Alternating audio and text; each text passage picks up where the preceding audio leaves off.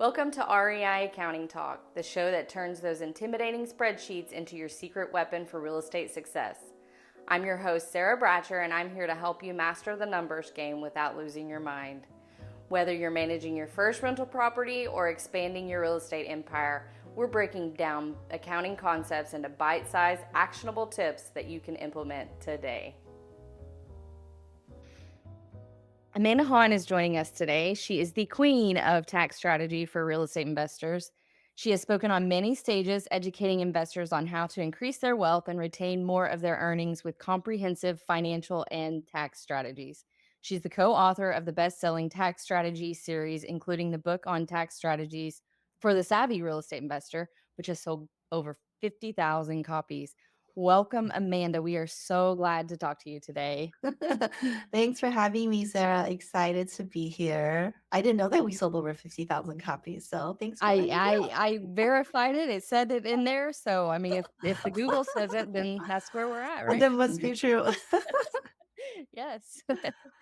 So let's start out. Just give us a brief overview of how you became the go-to queen of tax strategy for real estate investors. Where did you start and how did you get there? Was it always your goal?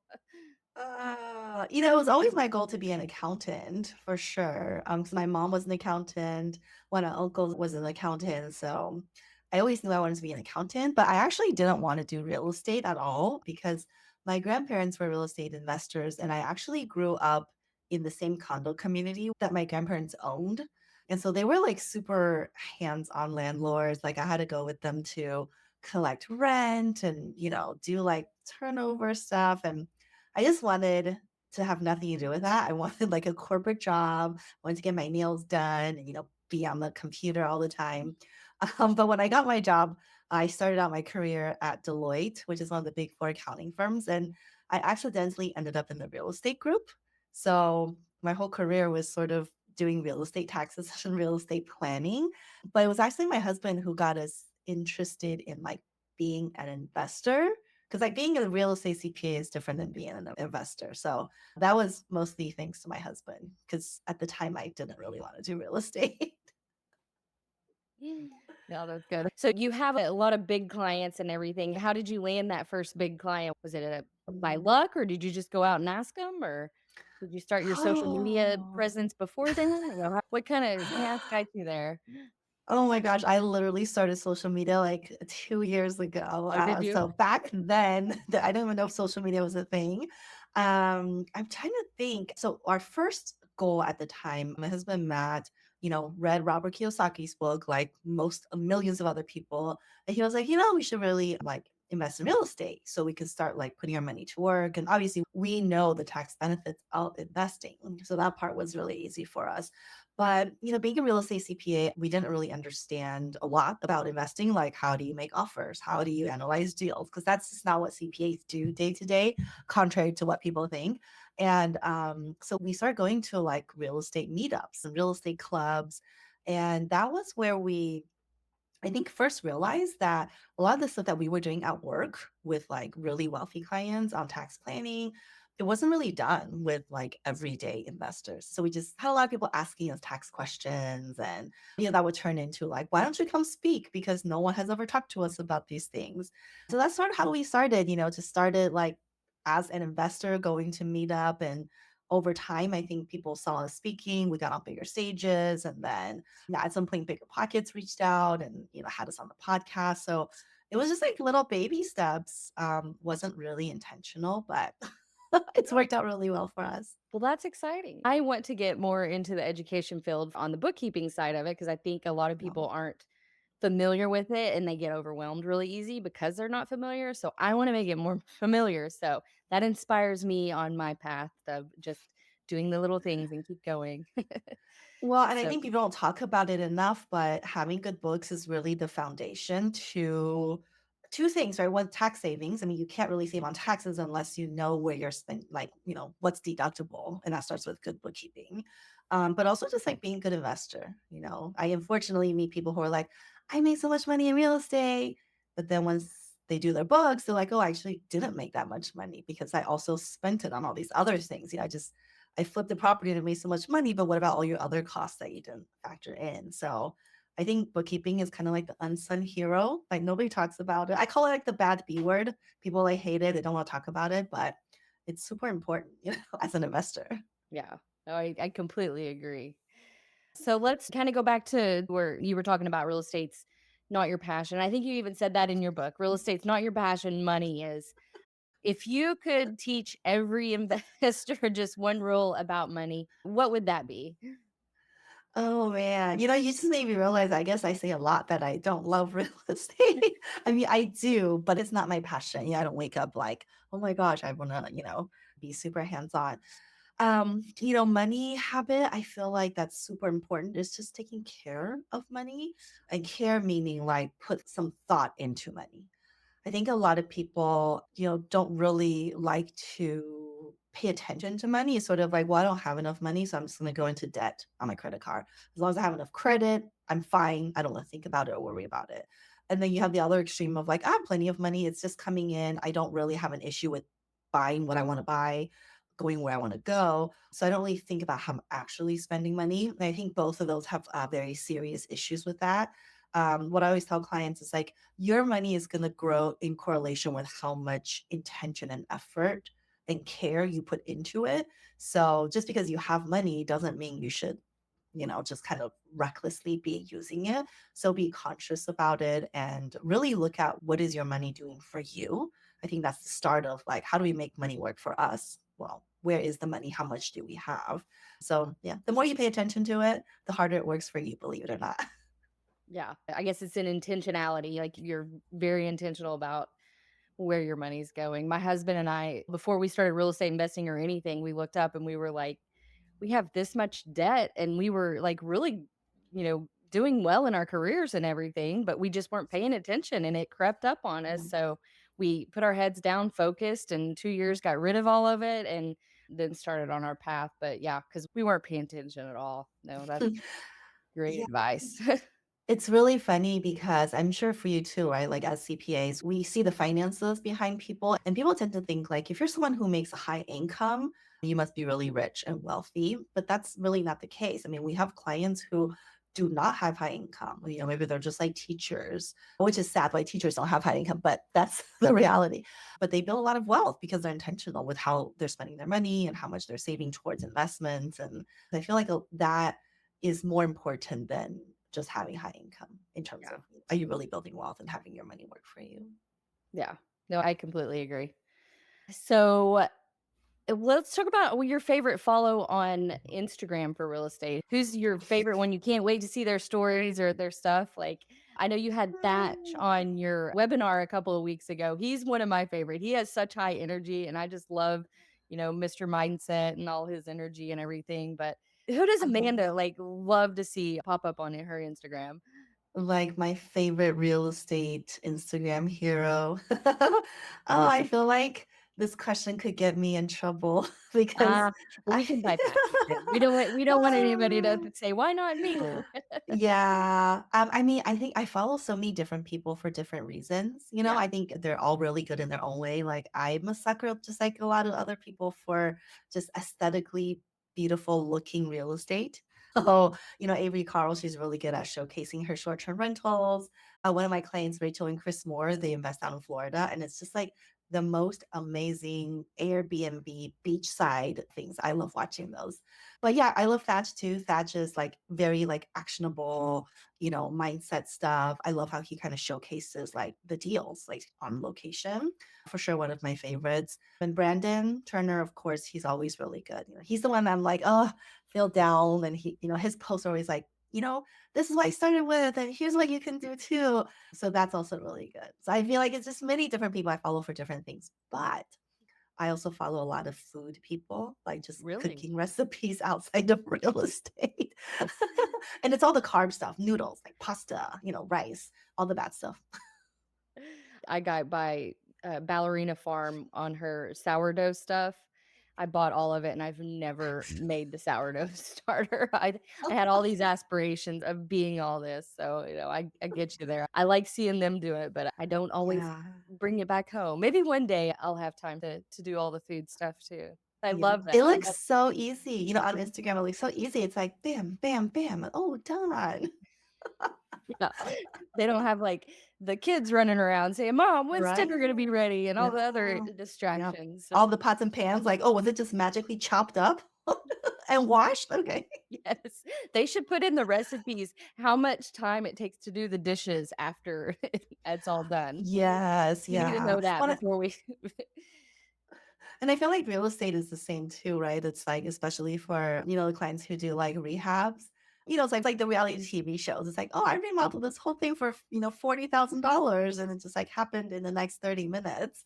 But in real life, it's like, there's so many things go wrong and, so many like fires to put out. But yeah, but we Yeah, like seeing it in the as a fast forward mode, right? yeah, yeah, and it's nice to see.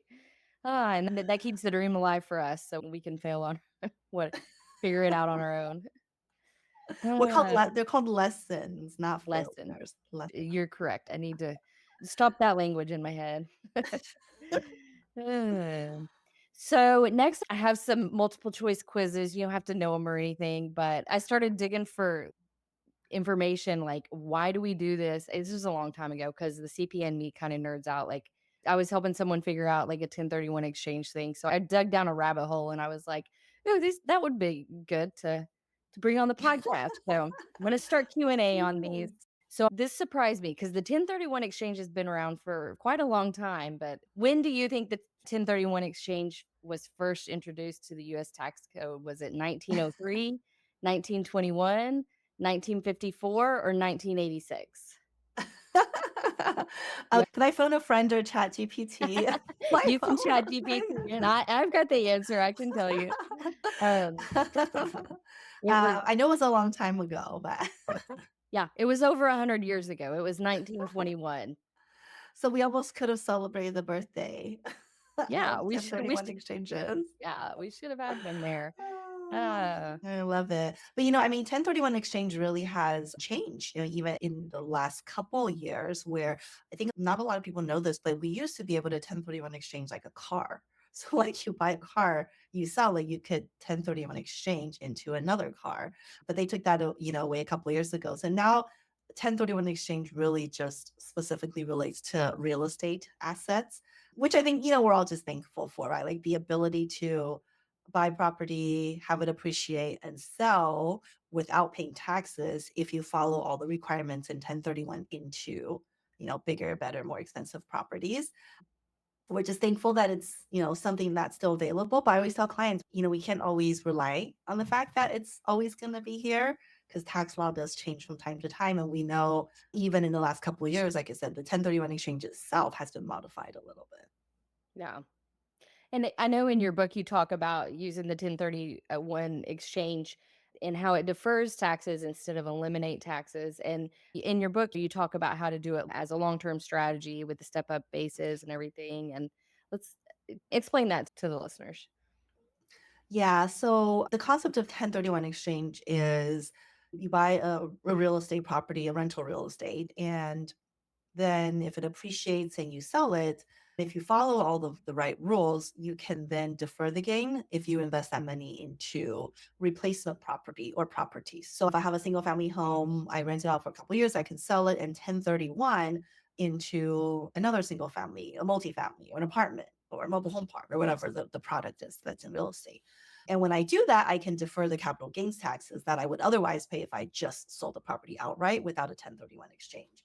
And so you can keep doing this over and over and over based on current law is I can from single family to duplex, duplex 1031 to another single family, and then into multifamily.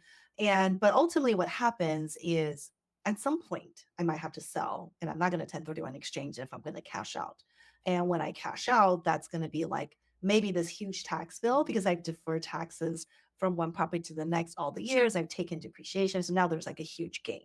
And so one of the strategies around that is to basically pass away with the real estate still in your name or in the name of your trust.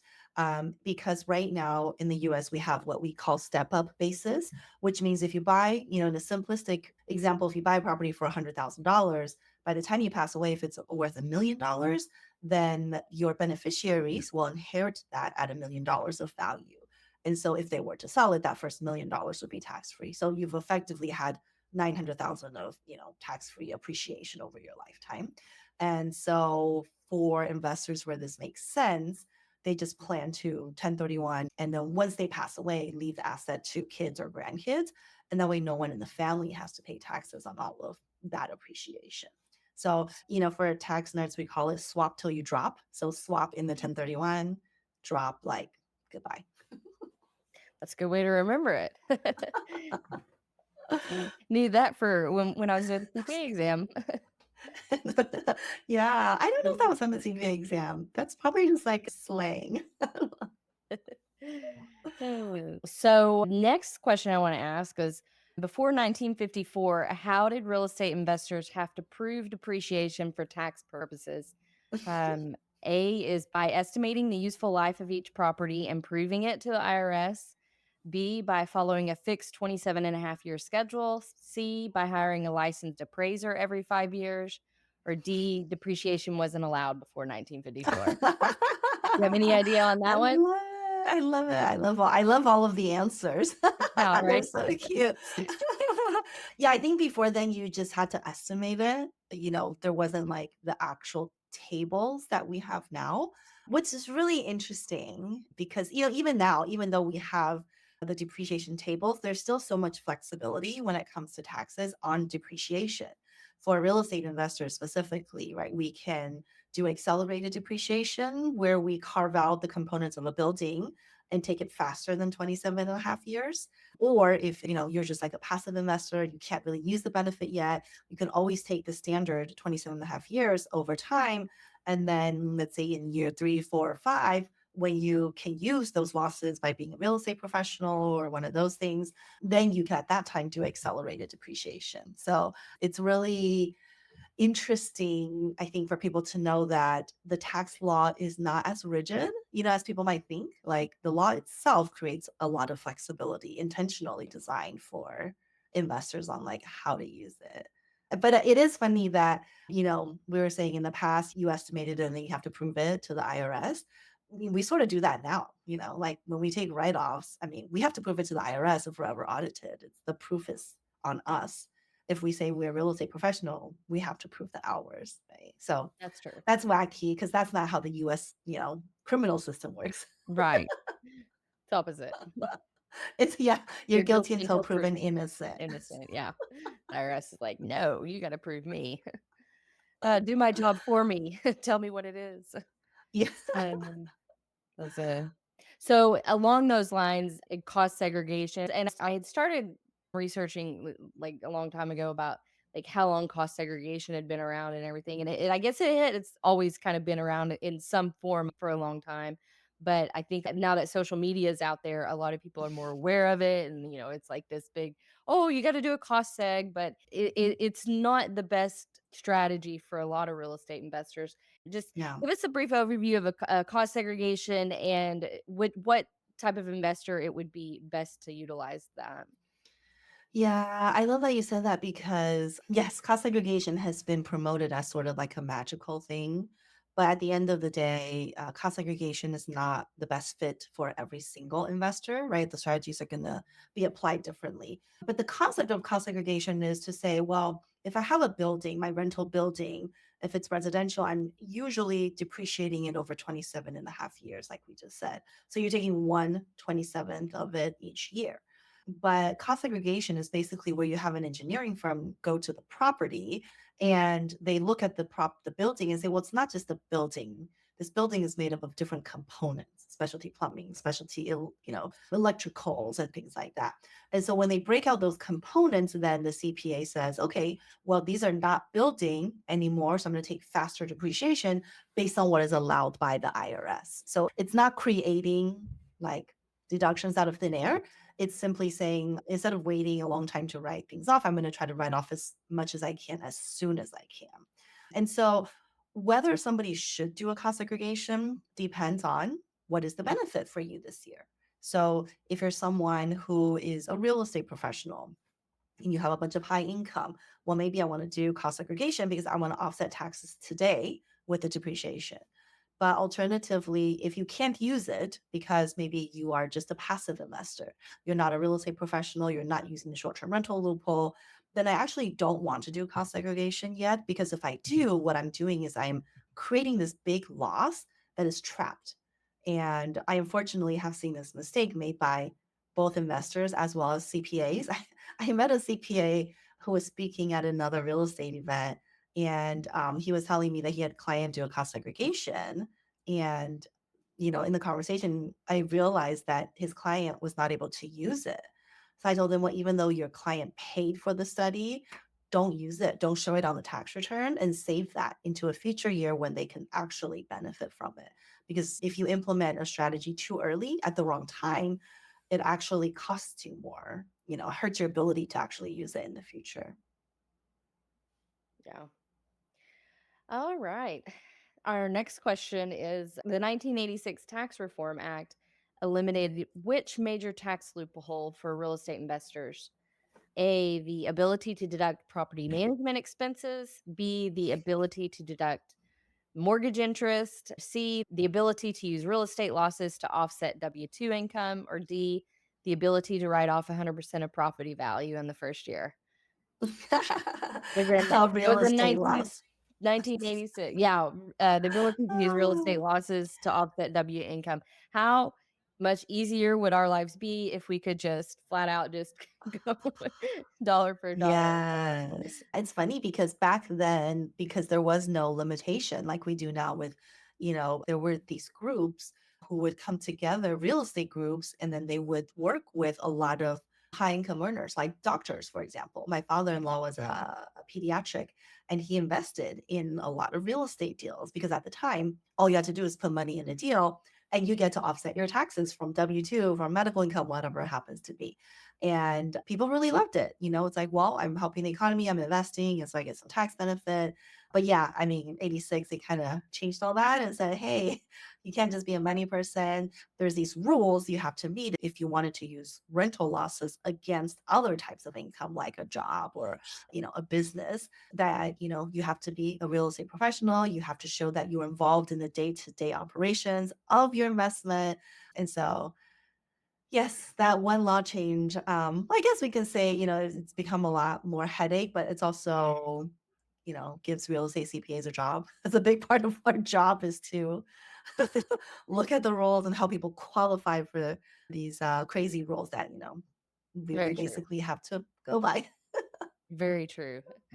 What are some of the best ways for right now, currently, which, things could change anytime this year. It's changing by Yeah. the day right now. What are some best ways for W 2 earners to offset some real estate investing losses right now? Well, I mean, if you're someone who's working full-time W-2, the short-term rental tax loophole is probably the easier one if you're trying to use it to offset that type of income. And the reason for that is because when you invest in short-term rentals, you don't have to be a real estate professional. Real estate professional, it doesn't mean like you have to be licensed. There's a couple different tests you have to meet all of them, but one of the ones that's the hardest for people to meet is you have to have more time in real estate than your job. So if somebody works a full-time job, that means you got to have more than 2,000 hours a year in real estate, and that becomes really difficult. But the short-term rental tax loopholes is what most people are calling it nowadays. The reason we call it a loophole is because when you invest in Airbnbs, you don't actually have to be a real estate professional, meaning we don't care how many hours you're working at your job. As long as you've met material participation hours in the short-term rentals, you can use all the losses against W-2. So it's just a much easier threshold to meet for material participation. It could be as easy as 500 hours on your short term rental, or even 100 hours on the short term rentals, but nobody else has more time than you. So the reason we call it a loophole is because we don't care how many hours you're working at your W-2 job. So real estate could actually be like a side hustle. You could potentially get all of the tax benefits, kind of like the good old days of 1986. Yes. Yes. Good old days. So, what's the difference when you talk to a newer investor and a seasoned investor? Do you have a big tax strategy difference between those two classes, or is it kind of the same? I mean, that's an interesting question. So, the tax strategies I think are very different from person to person. In other words, like not all newbie investors should get the same strategy, and not all experienced investors should get the same strategy. If I have a newbie investor who makes $1 million a year, it wants to be really hands on, that's one set of strategies. And then maybe I have another investor who makes $100,000 a year but wants to be super hands off. That's like a different set of strategies. So when we talk about tax planning, a lot of that is kind of a Q&A where we ask the client a bunch of questions. We want to know, like, where's your money? What do you have to work with? What did you do in the past? What do you want to do this year? Where's your bottleneck? Like, what's keeping you up at night? How involved do you want to be with respect to your real estate? So those set of questions I feel like are the same, regardless of whether it's a newbie or an experienced investor. But the answers that they give us to those questions is what determines what is the strategy, if that makes sense. So same Yeah. questions I would ask, regardless of where they are. It makes Maybe slightly no, it different, makes but complete sense, and the reason I asked it is because there are a lot of newbies that think, "Oh, I'm a new investor, that's only for seasoned investor," and so that's kinda where I was taking the journey on here, and you drilled home the fact that you need to consult a tax professional well-versed in real estate to figure out what's the best strategy to use because every situation is so different. yeah, and I think too, a question I get all the time is like, yeah, when should I do tax planning? Like, or when should I hire you? Like, how much money do I need to make? Or how many properties should I own before I call you? And I tell people it's not about that. You could be someone making $1 million a year, and if you don't want to invest, you're just going to spend all that money. Then you shouldn't call. Like, we're not doing tax planning because you've already had plans for your money. Like, you're just going to spend it and enjoy it, and that's fine. Or you could be someone who makes like $100,000 and you're like, hey, I'm going to buy my first rental this year. Well, then there's a lot of things we can do to maximize the tax savings on that first rental property, right? And so it's not about how many properties or how much income. It's about what is your plan in real estate. Do you have plans to grow your portfolio or not? Yeah. And also, coming off of that about tax planning, tell us the main difference between tax planning and tax preparation. I think some people might get confused on that at times as well.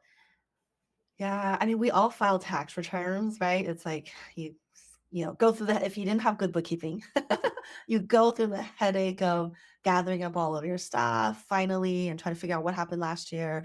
And then you take it to your CPA and then they just say, okay, this is how much you owe, or this is your refund. So tax filing is basically reporting what did or didn't happen last year, right? Tax planning is when you are doing a forward looking exercise. You say, okay, well, here's what I want to do with respect to my finances, my job, my investments. And based on that, what are the list of things that I should be doing, or at least I should be thinking about, and making sure that I actually do those things so that by next April, I'm optimize my ability to save on taxes. There's a lot of people who say, I don't want to do tax planning because like, I don't want to poke the IRS. I don't want to be audited. I just don't want to plan. I'm just going to do things the same. What's really important to understand, the purpose of tax planning actually is to make sure that not only are you saving taxes, but you're doing so in the right way, that you're documenting things correctly so that if you're audited, you have the documentation to support your positions, whether it's expenses or hours or business purpose, right? And so for the people who are like, think planning is sort of bad because it's like I'm cheating the IRS. It's actually the exact opposite. No, I completely agree because once you plan more and once you're more intentional, you're more prepared because that's not going to trigger an audit. So who knows what triggers an audit these days, really? But They won't tell you.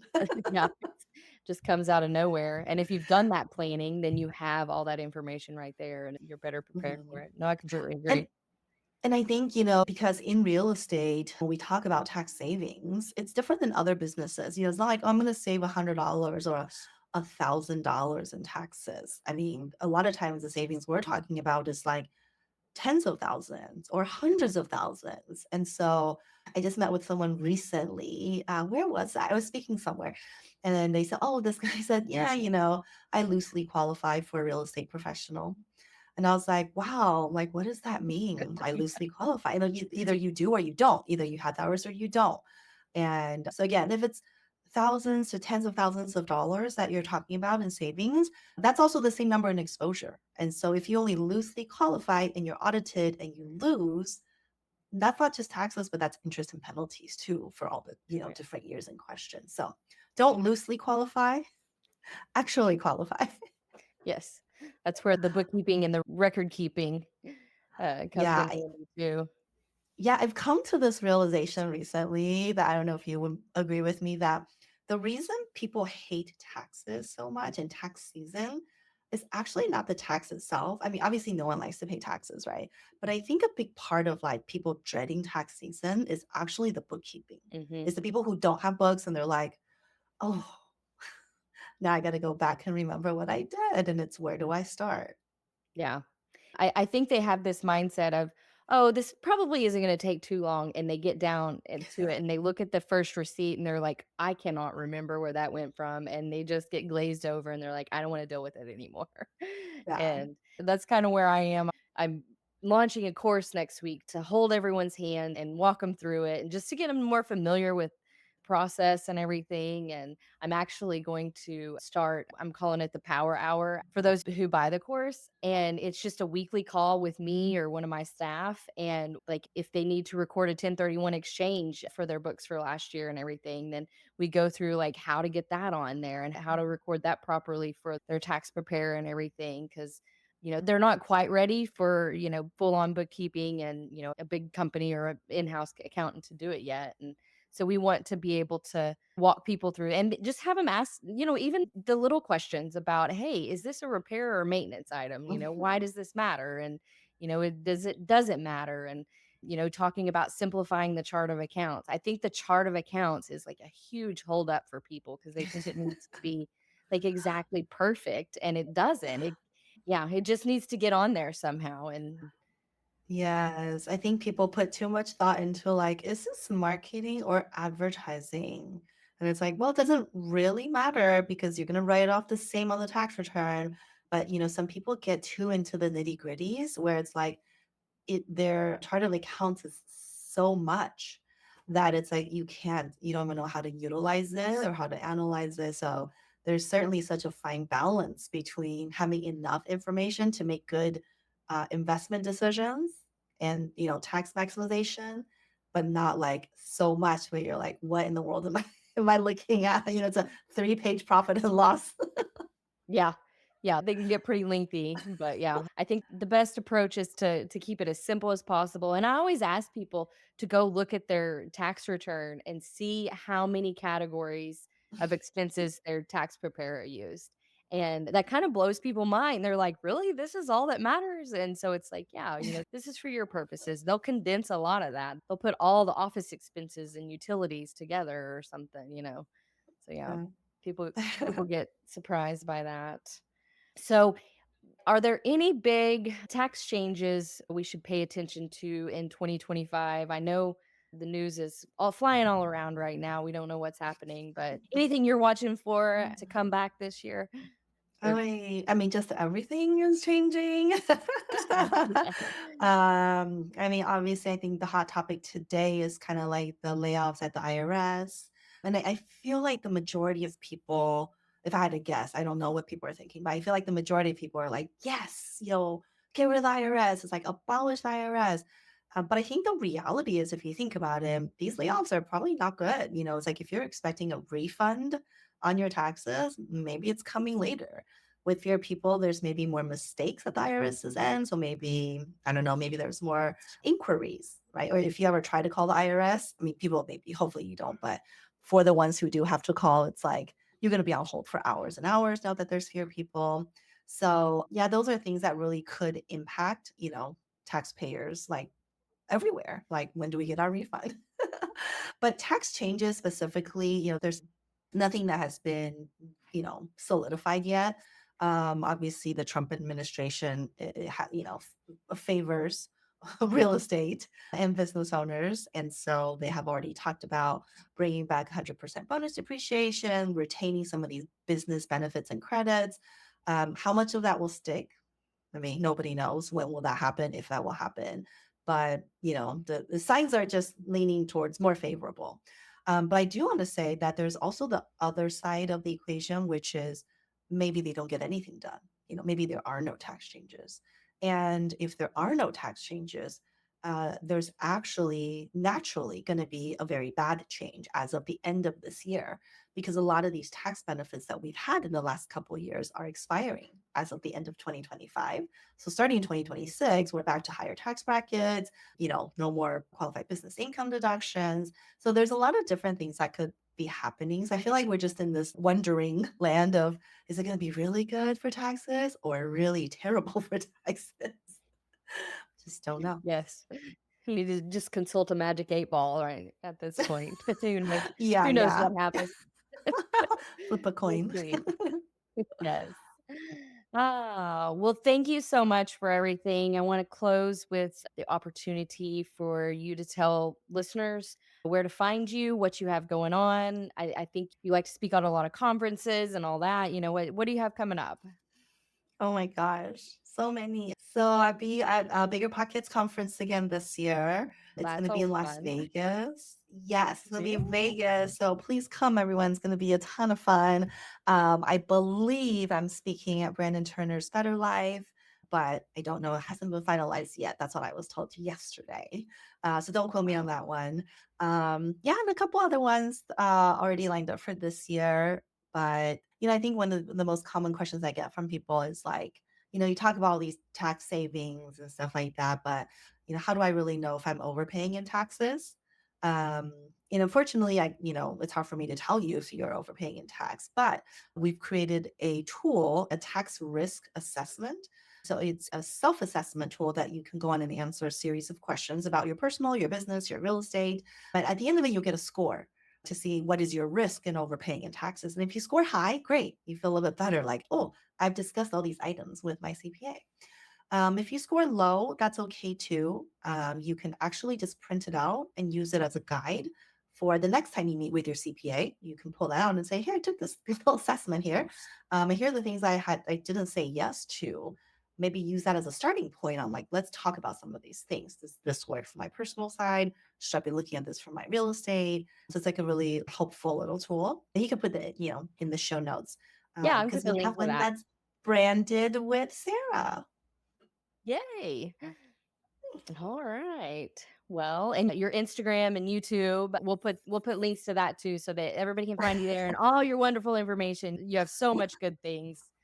Good Uh, information out there and yeah, you help so that, many people. So, that's the tough part. I can talk about taxes all day long, but to put it into like a 15-second, 30-second reels, that's the trick. It's like, oh, how do I condense it into a few yes, sentences and still have it sort of make sense, be coherent, and it's like, not wrong and not steer 'em in the wrong in direction the because I wrong know. direction. Yeah. Yeah. I see all the TikTok, CPAs giving all the advice, and it's like, "Oh, you're just doing it for views, honey. That's that's probably not the best advice." Oh, yeah, yeah. It is tough. I mean, even for me, sometimes I'll have clients say, "Hey, you said this on social media." I always say, "Okay, well, that's social media me, but if you want to know something applies to you, you got to contact me, or contact our team, because all of that is just general education, which is, different than your own personal situation." So, Yeah. yeah, really important for everyone just to make sure they have their own CPA that they're asking, like, "Does this work for me? Does that work for me?" Yes. Don't just go and start doing it. Yes.